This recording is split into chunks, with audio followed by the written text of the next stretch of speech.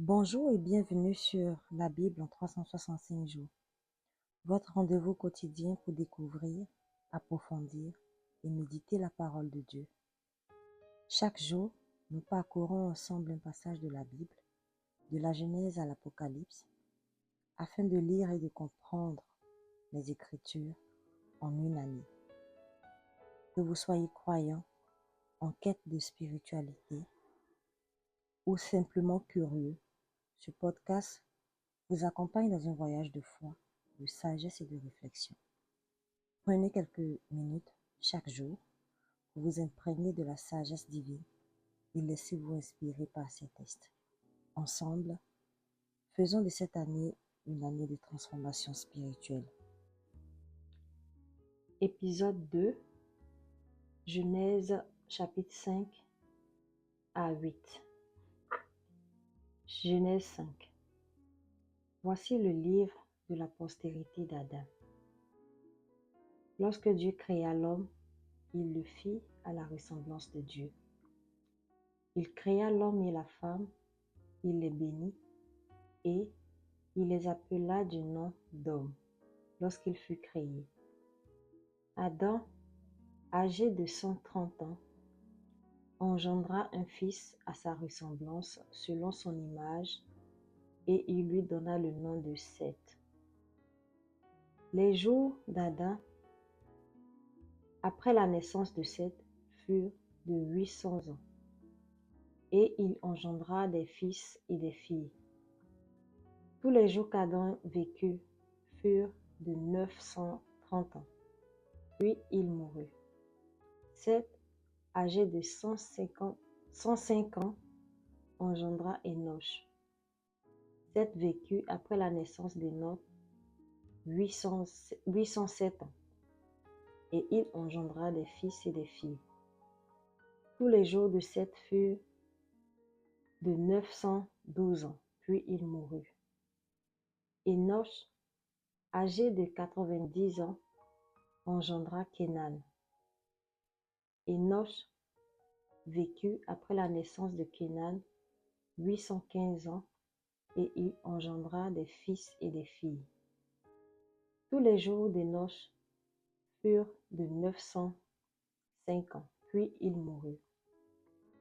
Kénan, âgé de 70 ans, engendra Mahalalil.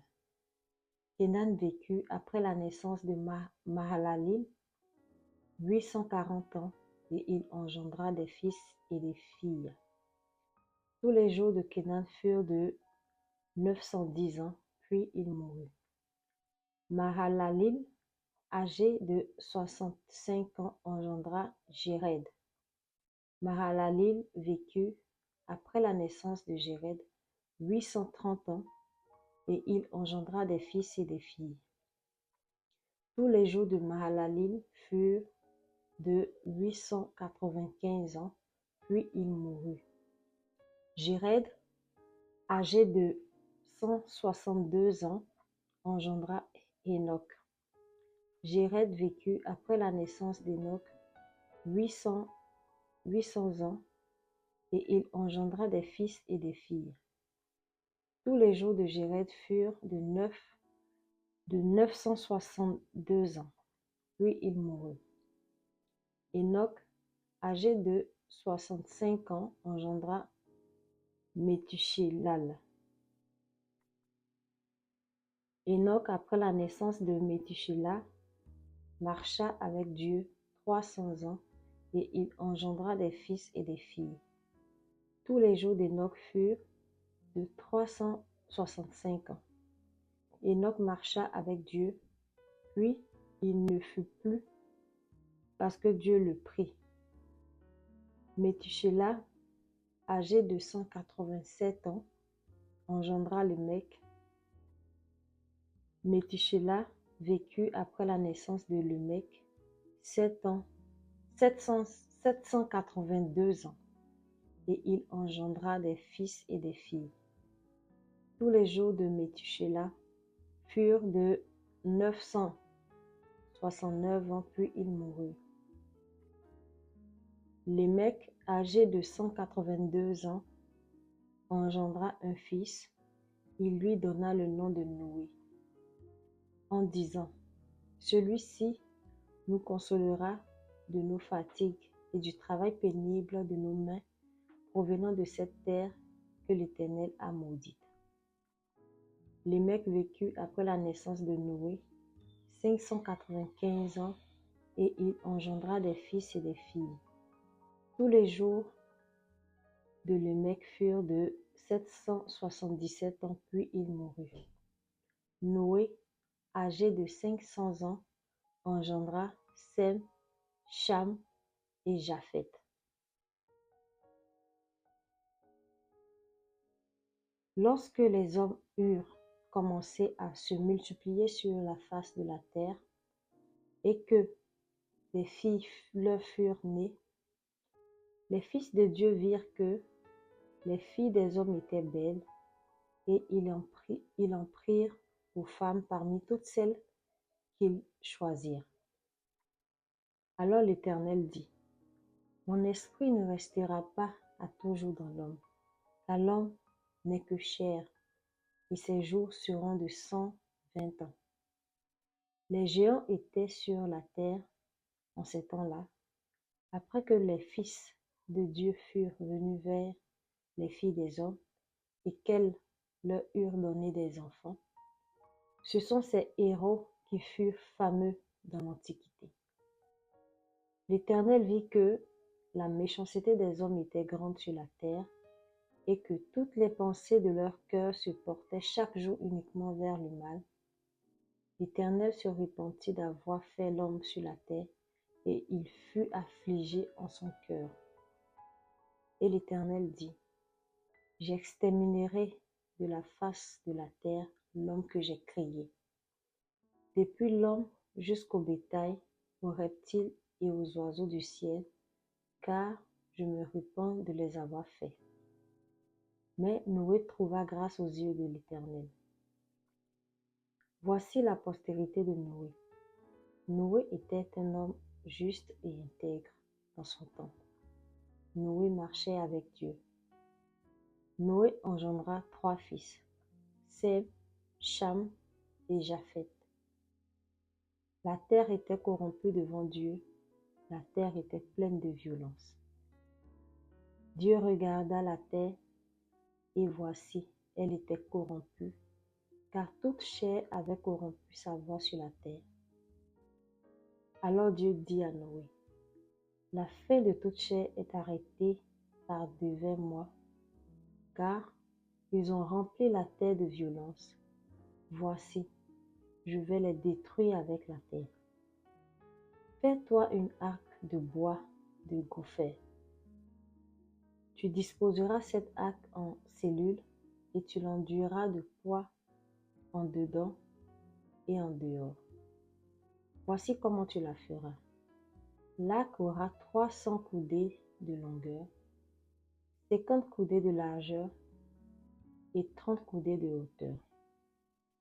Tu feras à l'arche une fenêtre que tu réduiras à une coudée de hauteur. Tu établiras une porte sur le côté de l'arche et tu construiras un étage inférieur, un second et un troisième. Et moi, je vais faire venir le déluge d'eau sur la terre pour détruire toute chair ayant souffle de vie sous le ciel. Tout ce qui est sur la terre périra. Mais j'établis mon alliance avec toi. Tu entreras dans l'arche, toi et tes fils, ta femme et les femmes de tes fils avec toi. De tout ce qui vit, de toute chair, tu feras entrer dans l'arche 2 de chaque espèce pour les conserver en vie avec toi. Il y aura un mâle et une femelle. Les oiseaux selon leur espèce, du bétail selon leur espèce, et de tous les reptiles de la terre selon leur espèce, 2 de chaque espèce viendront vers toi, pour que tu leur conserves la vie. Et toi, prends de tous les aliments que l'on mange et fais-en une provision auprès de toi, afin qu'ils te servent de nourriture ainsi qu'à eux. C'est ce que fit Noé. Il exécuta tout ce que Dieu lui avait ordonné. Genèse 7. L'Éternel dit à Noé, entre dans l'arc, toi et toute ta maison, car je t'ai vu juste devant moi parmi cette génération. Tu prendras auprès de toi 7 couples de tous les animaux purs, le mâle et sa femelle, une paire des animaux qui ne sont pas purs, le mâle et sa femelle. 7 couples aussi des oiseaux du ciel, mâles et femelles, afin de conserver leur race en vie sur la face de toute la terre. Car encore 7 jours, et je ferai pleuvoir sur la terre 40 jours et 40 nuits, et j'exterminerai de la face de la terre tous les êtres que j'ai faits. Noé exécuta tout ce que l'Éternel lui avait ordonné. Noé avait 600 ans lorsque le déluge d'eau fut sur la terre. Et Noé entra dans l'arc avec ses fils, sa femme et les femmes de ses fils pour échapper aux eaux du déluge. D'entre les animaux purs, les animaux qui ne sont pas purs, les oiseaux et tout ce qui se meurt sur la terre, il entra dans l'arc auprès de Noé, 2 à 2, un mâle et une femelle, comme Dieu l'avait ordonné à Noé. 7 jours après, les eaux du déluge furent sur la terre. L'an 600 de la vie de Noé, le second mois, le 17e jour du mois, en ce jour-là, toutes les sources du grand abîme jaillirent et les écluses des cieux s'ouvrirent. La pluie tomba sur la terre 40 jours et 40 nuits. Ce même jour, entrèrent dans l'arc Noé, Sem, Cham et Japheth, le fils de Noé, la femme de Noé, et les 3 femmes de ses fils avec eux.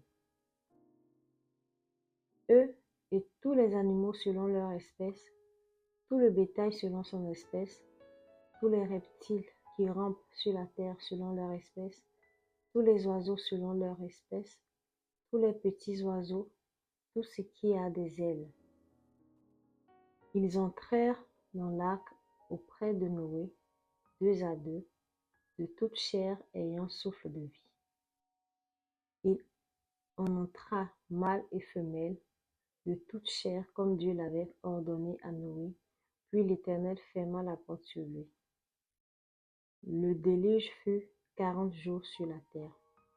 Les eaux crurent et soulevèrent l'arc, et elle s'éleva au-dessus de la terre. Les eaux grossirent et s'accrurent beaucoup sur la terre, et l'arc flotta sur la surface des eaux. Les eaux grossirent de plus en plus, et toutes les autres montagnes qui sont sous le ciel entier furent couvertes. Les eaux s'élevèrent de 15 coudées au-dessus des montagnes qui furent couvertes. Tout ce qui se mouvait sur la terre périt, tant les oiseaux que le bétail et les animaux, tout ce qui rampait sur la terre et tous les hommes. Tout ce qui avait respiration, souffle de vie dans ses narines et qui était sur la terre sèche mourut. Tous les êtres qui étaient sur la face de la terre furent exterminés, depuis l'homme jusqu'au bétail, aux reptiles et aux oiseaux du ciel. Il fut exterminé de la terre. Il ne resta que Noé et ceux qui étaient avec lui dans l'arc. Les eaux furent grosses sur la terre pendant 150 jours. Genèse 8. Dieu se souvint de Noé, de tous les animaux et tout le bétail qui était avec lui dans l'arc. Et Dieu fit passer un vent sur la terre, et les eaux s'apaisèrent. Les sources de l'abîme et les écluses des cieux furent fermées, et la pluie ne tomba plus du ciel. Les eaux se retirèrent de dessus la terre, s'en allant et s'éloignant. Et les eaux diminuèrent au bout de 150 jours. Le 7e mois, le 17e jour du mois, l'arc s'arrêta sur les montagnes d'Ararat. Les eaux allèrent en diminuant jusqu'au 10e mois. Le 10e mois, le 1er jour du mois, apparurent les sommets des montagnes. Au bout de 40 jours, Noé ouvrit la fenêtre qu'il avait faite à l'arc. Il lâcha le corbeau qui sortit, partant et revenant jusqu'à ce que les eaux eussent séché sur la terre. Il lâcha aussi la colombe, voir si les eaux avaient diminué à la surface de la terre, mais la colombe ne trouva aucun lieu pour poser la plante de son pied, et elle revint à lui dans l'arc, car il y avait des eaux à la surface de toute la terre. Il avança la main, la prit et la fit rentrer auprès de lui dans l'arc. Il attendit encore 7 autres jours, et il lâcha de nouveau la colombe hors de l'arc. La colombe revint à lui sur le soir, et voici, une feuille d'olive arrachée était dans son bec. Noé connut ainsi que les eaux avaient diminué sur la terre. Il attendit encore 7 autres jours, et il lâcha la colombe, mais elle ne revint plus à lui. L'an 601, le 1er mois, le 1er jour du mois, les eaux avaient séché sur la terre. Noé ôta la couverture de l'arc. Il regarda et voici la surface de la terre avait séché. Le second mois, le 27e jour du mois, la terre fut sèche. Alors Dieu parla à Noé en disant: Sors de l'arc, toi et ta femme, tes fils et les femmes de tes fils avec toi. Fais sortir avec toi tous les animaux de toute chair qui sont avec toi, tant les oiseaux que les bétails, et tous les reptiles qui rampent sur la terre, qu'ils se répandent sur la terre, qu'ils soient féconds et multiplient sur la terre. Et Noé sortit avec ses fils, sa femme et les femmes de ses fils. Tous les animaux, tous les reptiles, tous les oiseaux, tout ce qui se meurt sur terre selon leur espèce sortit de l'arc. Noé bâtit un autel à l'Éternel. Il prit de toutes les bêtes pures et de tous les oiseaux purs, et il offrit des holocaustes sur l'autel.